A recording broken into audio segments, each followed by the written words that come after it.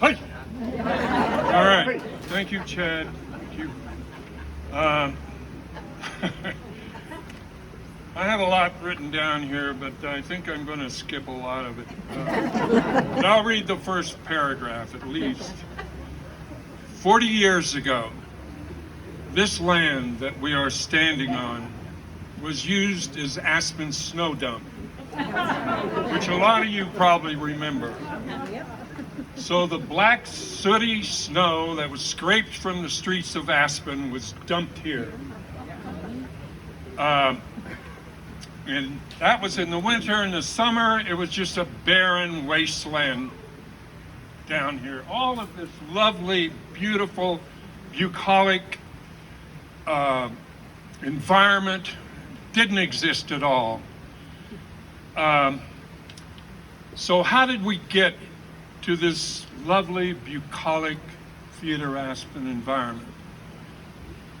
It started in the Theater Jerome, 1983, where I went to ask John Gilmore, who was director of the theater at that time, if we could start a theater company in the basement of that hotel in a defunct nightclub, which was called the Rocking Horse. That's right. That's right. Been there, done that. All right. So after a couple of years in the Jerome, the hotel got renovated. It was bought by Dick Butera, I believe. It got renovated. We were out. And since we were accustomed to performing in a nightclub, our next spot was on the Hyman Street Mall under the Aspen Mine Company in a nightclub called The Slope. So in both of those places, we were performing on a stage that was not much bigger than this rock right here. Let me just see what else. Okay, so in about 1985 or so, I thought, wait a minute. We need a permanent space of some kind. So I went to the Aspen City Council, and after months of cajoling and begging and this and that, they said, okay.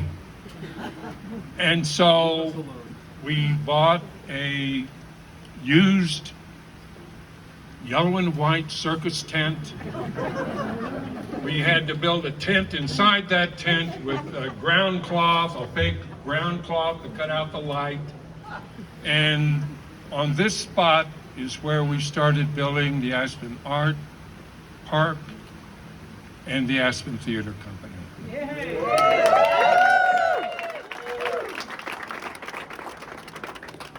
And I do want to say that the lack of time prevents me, back to my script, paying tribute to the many people, volunteers. I think the obelisk is gone, but anyway, who volunteered their time to clean up this place, to level out the ground, to erect the tent, and make it into a theater.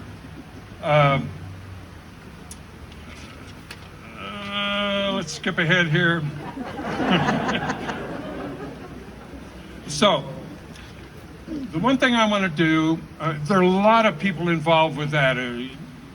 Grace Huffman and Laura Donnelly that started out with us. But I do want to mention Carol Lorenstern. I want to mention, age. Susan Langenkamp, David McClendon, Paige Price, and now Jed Bernstein, his lovely board, who have created, I'll read you this last paragraph. What page am I on? All right. 40 years ago, I lived in a small room in the Hotel Jerome with a shower and bathroom down the hall. Can you imagine? 40 years ago. I would take the rattling elevator down to the bowels of the theater of the Jerome. to think about what to do next. And in my wildest dreams, I would have never conceived of what has happened here in the last 40 years. And I'm so grateful to all of the head honchos of Theater Aspen, all the people who donated, all the audiences, all the actors and talent, and I appreciate Lettingham mentioning 27 Wangalows of Cotton, because that was done under the Jerome. I see Tim Aston here, was in True West, which we ended up actually performing at the Snowmass Repertory Theater. When that went under, they asked us to come out here to do that. So anyway, thank you all for coming, and I want to tell, come up here, Jed.